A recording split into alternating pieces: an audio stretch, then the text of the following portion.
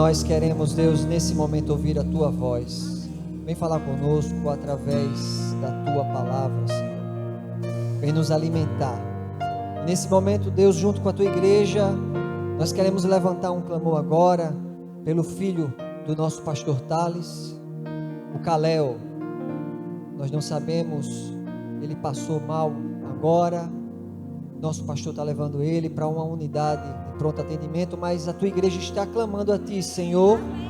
Tu és o Deus que cura, o Deus que sara, e que o Senhor tome em Tuas mãos aquela criança, Deus.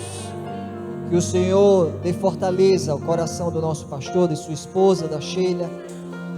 Que o Senhor possa usar os médicos, ou o Senhor venha derramar da Tua cura, da Tua saúde sobre aquela criança. Em nome de Jesus nós profetizamos cura e saúde sobre o Kalel. Em nome de Jesus, amém. Graça e paz, igreja. Ainda de pé, abra sua Bíblia no livro de 2 Samuel, no capítulo 6. Nós vamos ler alguns versos, mas iremos começar com o versículo 9. 2 Samuel 6, 9.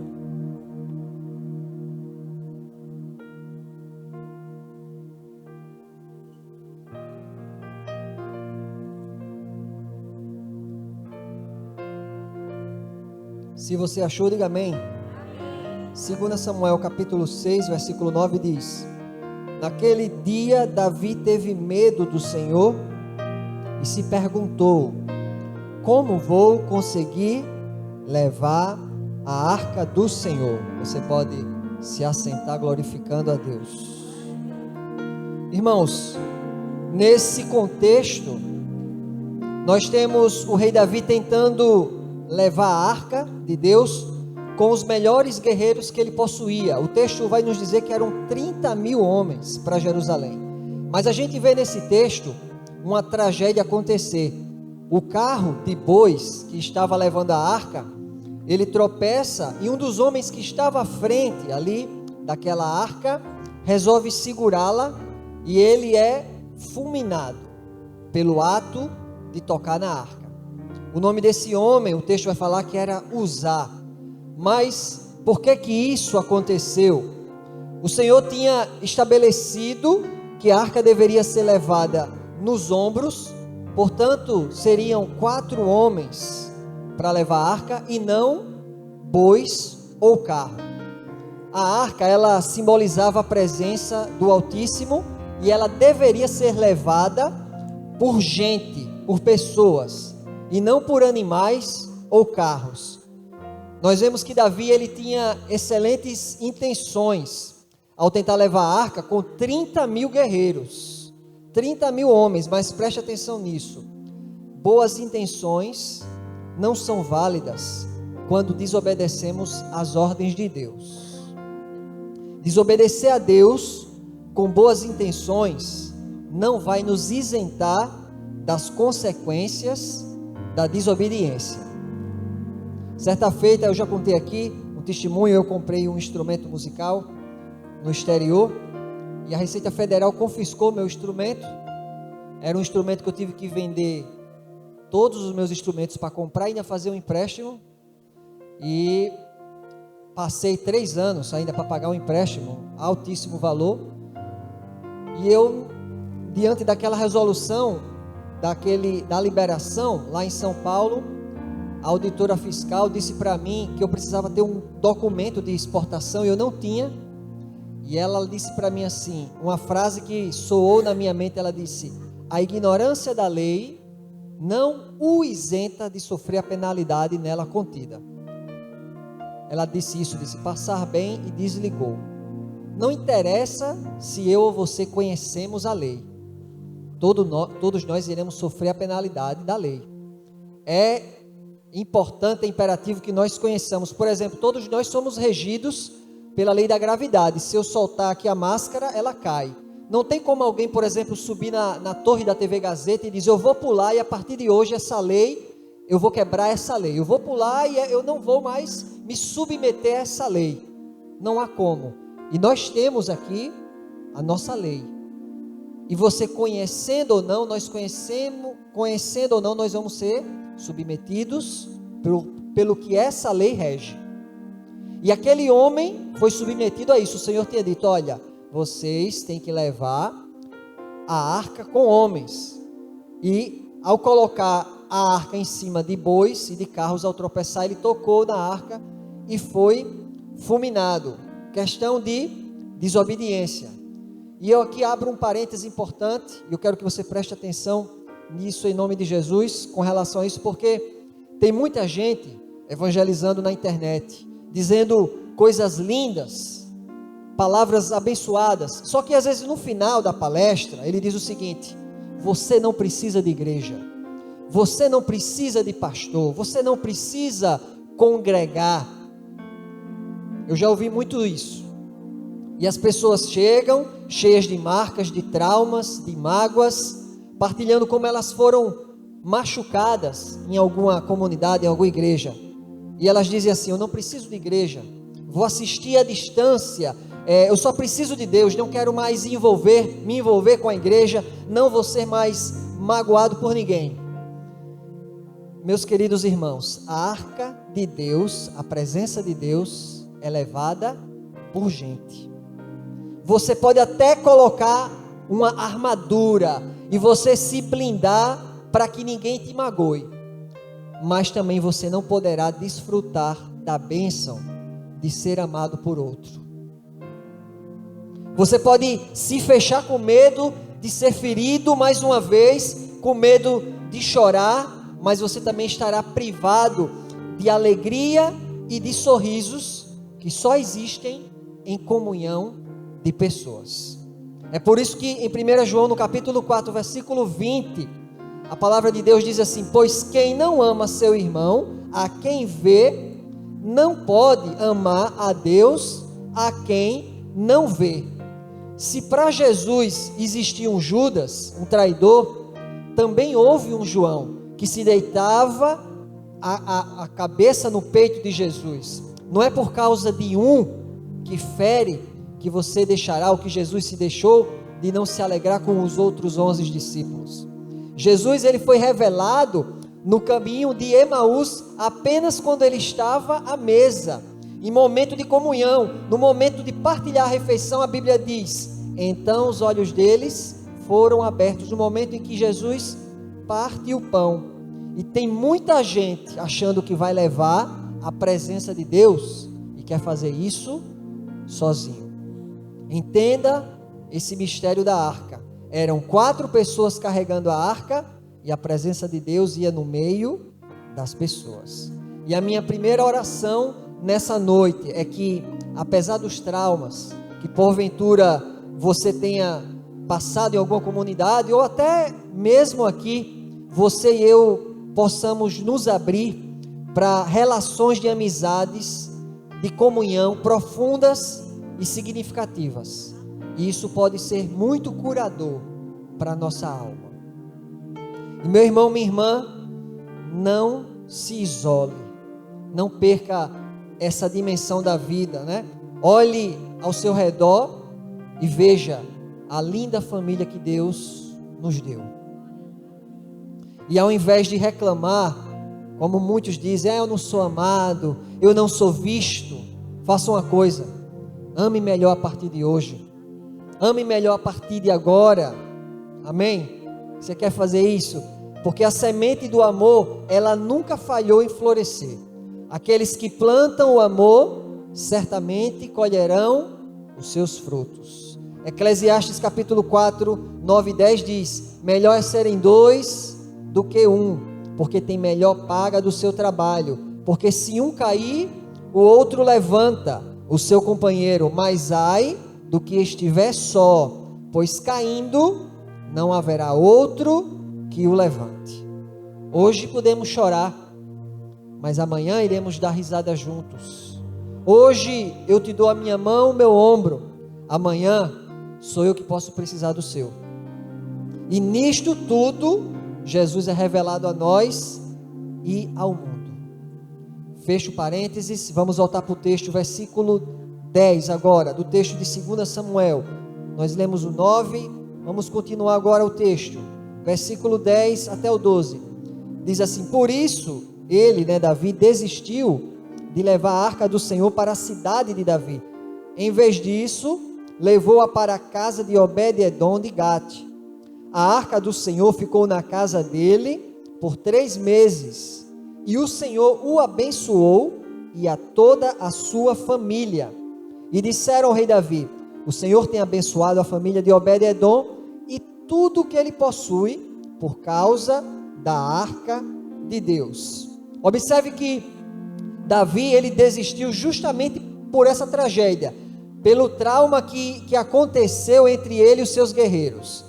E Davi tinha esse desejo, essa missão de levar a arca para Jerusalém, mas algo no meio do caminho o fez desistir.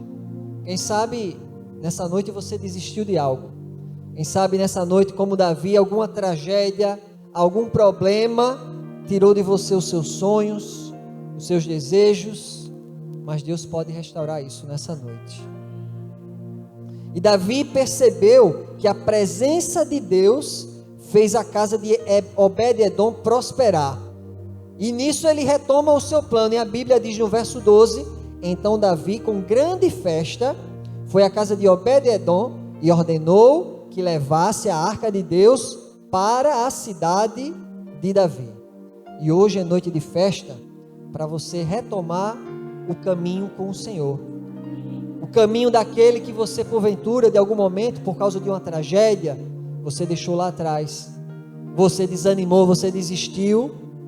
Com a presença do Senhor, você vai caminhar com grande festa. E Davi percebeu essa presença na casa de Obed-edom e percebeu que a presença de Deus trazia a bênção. Não queira a bênção antes da presença. O segredo é esse: primeiro a presença de Deus, então depois as bênçãos correrão atrás de nós. Amém? Versículo 13 do texto diz assim: quando os que carregavam a arca do Senhor davam 6 passos, eles sacrificavam um boi e um novilho gordo. Davi, vestindo o colete sacerdotal de linho, foi dançando com todas as suas forças perante o Senhor. E enquanto ele e todos os israelitas levavam a arca do Senhor, ao som de gritos de alegria e de trombetas. Observe agora que Davi faz a coisa certa. Os homens estavam carregando a arca conforme o Senhor tinha ordenado a Moisés e Arão. E o que aprendemos aqui? Obedeça a Deus. Faça conforme Ele mandar. Dê o seu melhor. Posicione-se. Cinja-se com o seu colete sacerdotal como Davi fez. E se alegre em Deus com todas as suas forças. Porque antes de dançar na presença de Deus, Davi vestiu-se com a sua roupa sacerdotal. E preste atenção aqui, os homens.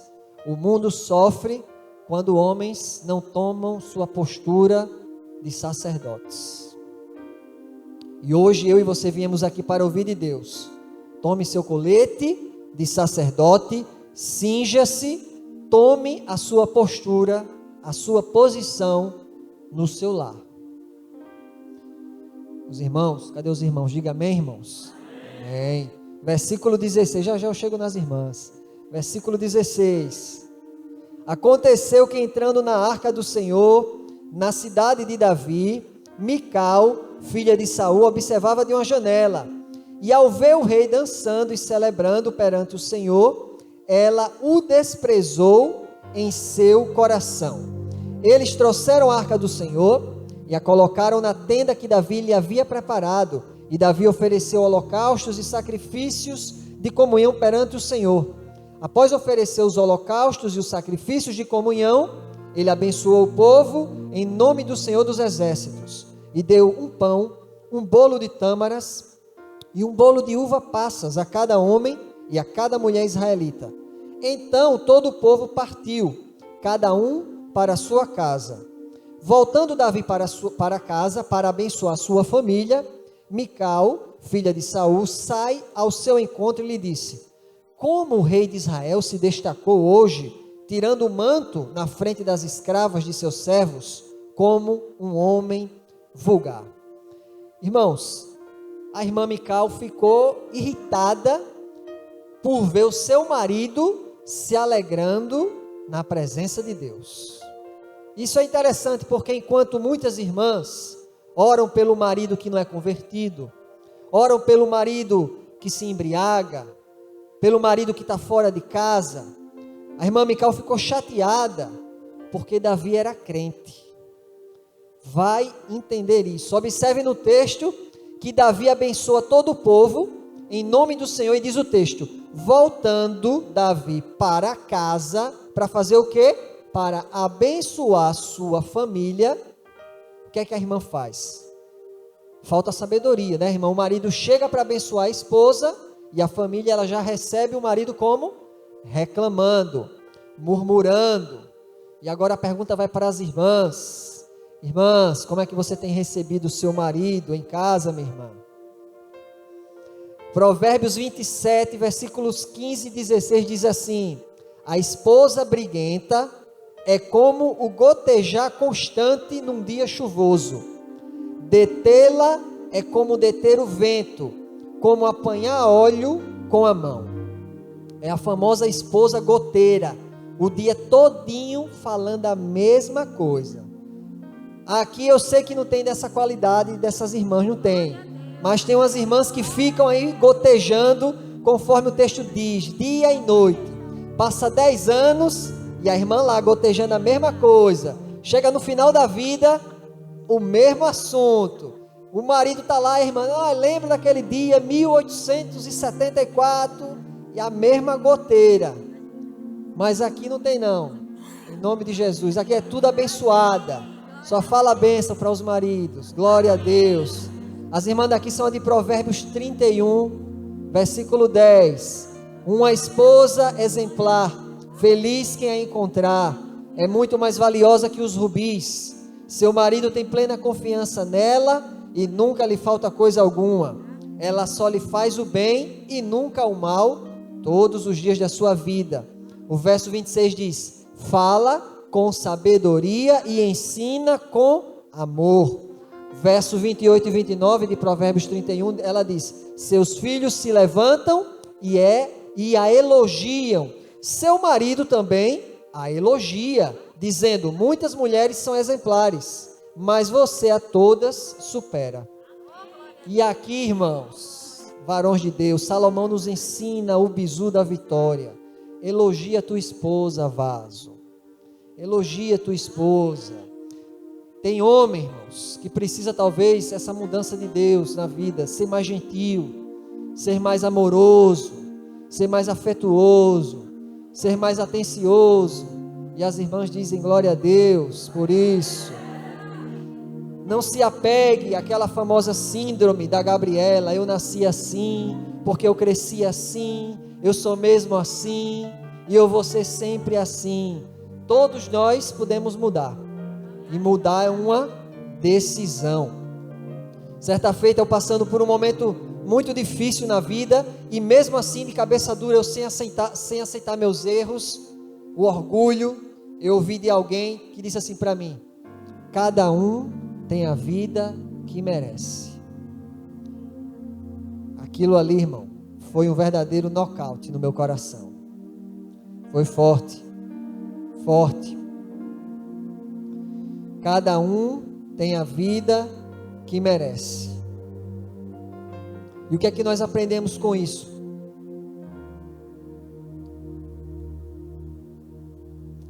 Tem muita gente querendo ser espiritual, que ama dizer na igreja que ama a Deus. Mas pergunte qual foi a última vez que ele disse em casa: minha esposa, eu te amo. Meus filhos, eu amo vocês.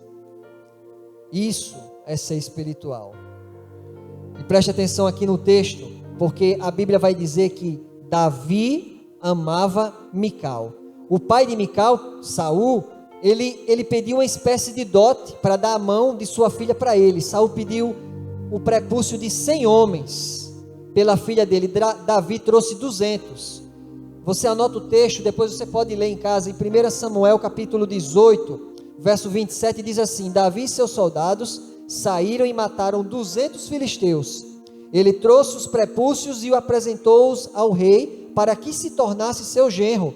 Então Saul lhe deu em casamento sua filha Mical. Quando Saul viu claramente que o Senhor estava com Davi, e a Bíblia diz, e que sua filha Mical o amava.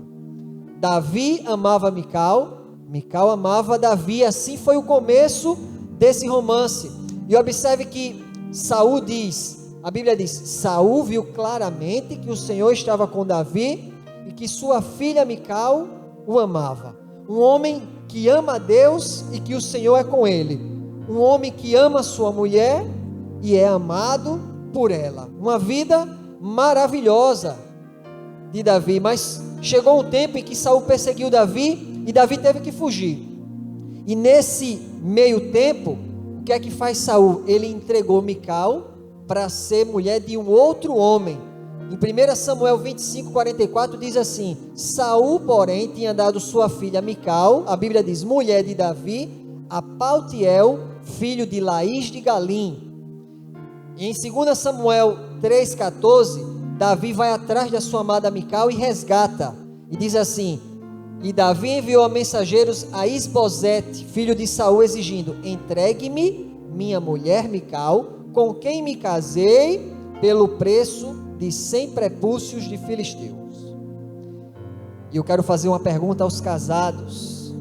Você está lembrado dos começos, ou do começo de vocês, dos desafios, das dificuldades, de quantas lutas já passaram juntos? Louve ao Senhor. Se você estiver aí perto da sua esposa, se você está em casa aí da sua esposa, aproveite o momento, pega aí na mão dela com carinho. Eu vou beber até uma água para você ficar mais à vontade. E agradeça a Deus, porque apesar de todas as lutas, vocês chegaram aqui, estão juntos. E se você perdeu o seu cônjuge, o nosso Deus restaura casamentos. No texto nós vemos Davi lutando por sua mulher e ele está dizendo: essa mulher é minha, eu casei com ela. Maridos, ame a sua esposa. Esposa, ame o seu marido. Marido, lute pela sua esposa. Esposa, lute pelo seu marido. E essa passagem encerra-se assim, 2 Samuel capítulo 6, acompanhe comigo os versos 21 e 23, diz assim: mas Davi disse a Mical: foi perante o Senhor que eu dancei, perante aquele que me escolheu em lugar de seu pai ou de qualquer outro da família dele, quando me designou soberano sobre o povo do Senhor, sobre Israel. Perante o Senhor celebrarei e me rebexarei ainda mais, e me humilharei aos meus próprios olhos, mas serei honrado por essas escravas que você mencionou. E até o dia de sua morte, Mical, filha de Saul, jamais teve filhos. Davi dançou e celebrou perante o Senhor, é o que o texto nos diz. E eu quero que você guarde isso. Quando alguém canta ou ora sobre Deus, continua ignorante sobre Deus e sobre si mesmo. Quando alguém canta e ora diante de Deus e para Deus, consegue conhecer um pouco mais sobre Deus e sobre a si mesmo. Deixa eu explicar melhor. Tem gente que canta sobre Deus, tem gente que prega sobre Deus, tem gente que ora sobre Deus. É diferente de quando você canta e você ora para Deus. Tem muita gente que vem à igreja para ouvir sobre Deus e cantar sobre Deus, mas não consegue abrir a boca para cantar para Deus, não consegue orar para Deus. Faça isso quando você estiver orando. Pegue um salmo e não diga assim: o Senhor é refúgio, o Senhor é fortaleza, porque Ele te susterá. Porque Ele, não diga: Ele me sustenta, Ele é o meu refúgio, Ele é a minha fortaleza, Ele é o meu ajudador. Aprenda a orar na primeira pessoa. Aprenda a falar e a orar e a cantar para Deus. Essa é uma verdade fundamental na vida do cristão. Não venha no culto aqui cantar ou orar sobre Deus. Cante e ore diante de Deus, que era o que Davi estava fazendo ali. Ele pouco estava se importando com o que as pessoas iam falar sobre ele. Porque quem fica observando, como Mical, é deformado. Mas quem se derrama diante de Deus é transformado. Por isso é que muita gente vem à igreja e não vê mudança de vida. Não vê porque Deus está mudando o mundo todo, menos a Ele mesmo. Porque não se submete a Deus. Não consegue orar para Deus. Não consegue cantar para Deus. A negação a Deus, irmãos, não acontece só com as palavras, mas acontece no coração. Veja o que o salmista diz: diz o insensato no seu coração, não a Deus. Salmo 14:1. Não é nas palavras, é no coração. Tem muita gente que nega a Deus mesmo cantando dentro da igreja. Tem muita gente que nega a Deus mesmo participando de orações dentro de templos religiosos. No coração, lá no coração diz, não há Deus, porque falta experiência com Ele. Nessa noite você não veio aqui cantar sobre Deus. Você veio aqui cantar para Deus. Você não veio aqui orar sobre Deus, ouvir a oração de alguém. Você veio falar com o seu Deus.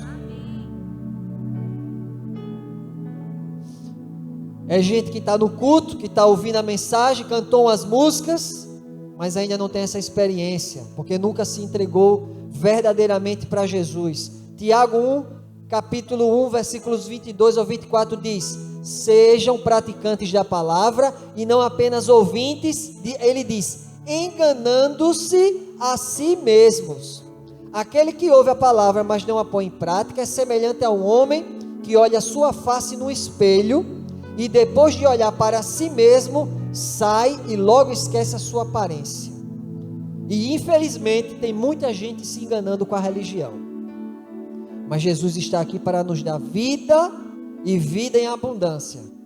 E essa metáfora do espelho é interessante porque tanto Tiago quanto Paulo vai usar também. Paulo usa essa figura lá em 1 Coríntios 13:12, ele diz: agora vemos apenas um reflexo obscuro como em espelho, mas então veremos face a face. Agora conheço em parte, então conhecerei plenamente, da mesma forma como sou plenamente conhecido. A gente só consegue se ver, eu e você, através de um mediador, através de um espelho. Você nunca se viu sem um espelho. Eu sei que tem gente que diz, eu já me vi pelo celular, eu ligo a câmera, né? Mas você não consegue ver a si mesmo. Você só consegue ver a si mesmo através de um espelho. E Calvino diz assim: mal nos contemplamos e tomamos conhecimento das nossas péssimas condições e de imediato elevamos os olhos a Deus, para dele venha um pouco de conhecimento a seu respeito. Porque quando nós nos aproximamos de Deus, acontece duas coisas. Primeiro, Deus cura a nossa cegueira.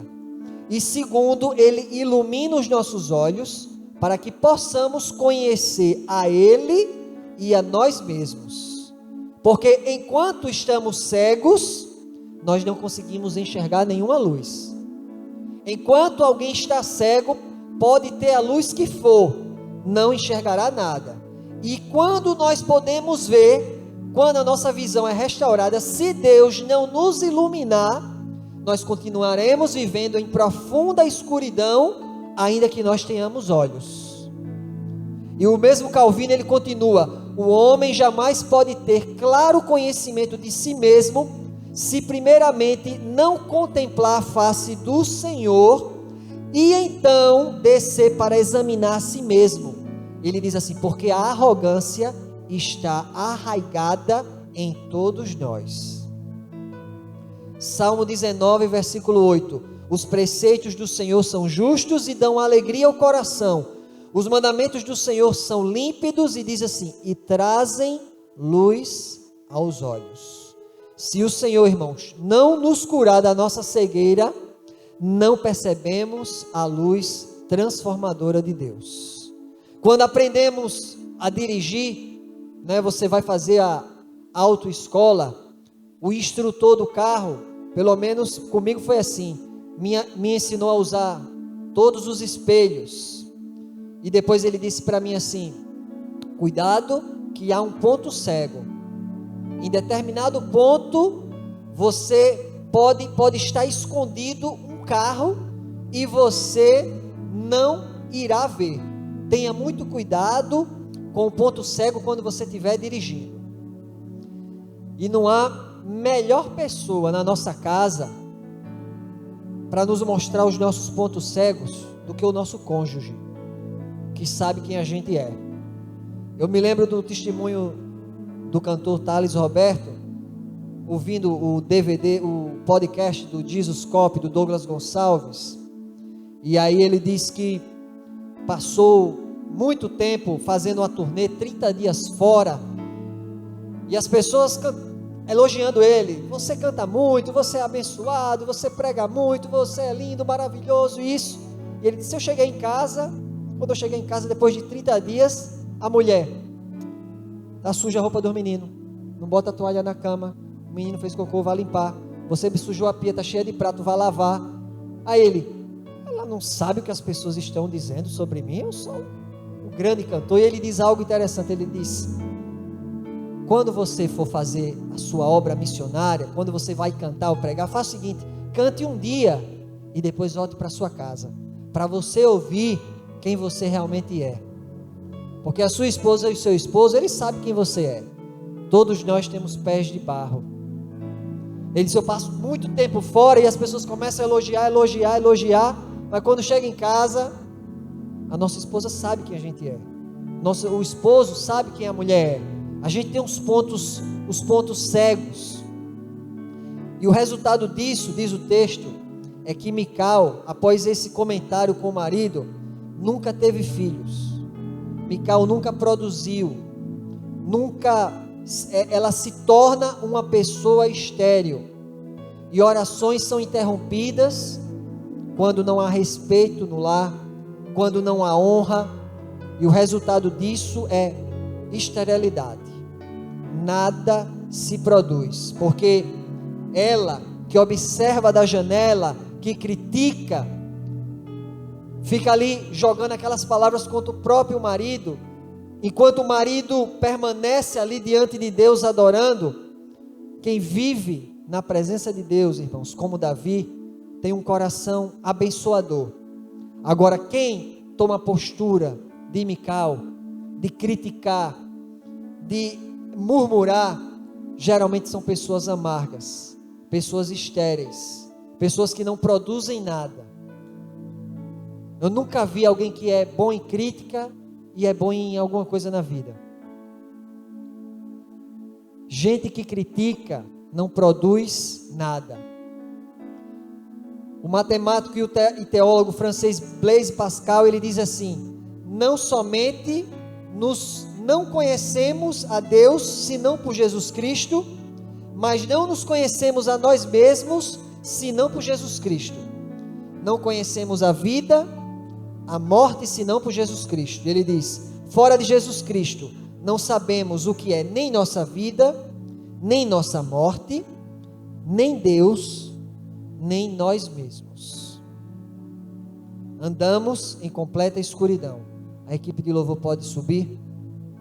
E o desejo, irmãos, de Deus é que nós tenhamos famílias abençoadas, famílias que frutifiquem, vivendo plenamente todos os propósitos de Deus para a nossa casa.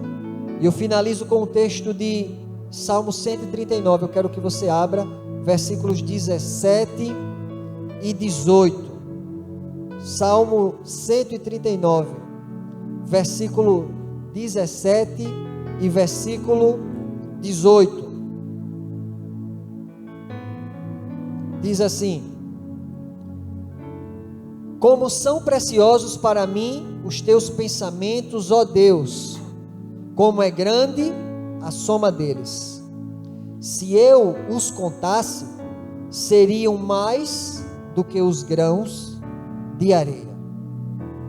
Da próxima vez que você passar na praia, na orla, olhe para a areia e tente perceber quantos grãos de areia há na praia. É Deus dizendo para mim e para você. Deus diz para mim e para você: eu tenho pensamentos de amor e paz sobre você, mais do que todos os grãos de areia que você possa contar. Amém? Curve sua face, fale um pouco com Deus, enquanto o louvor entoa uma canção.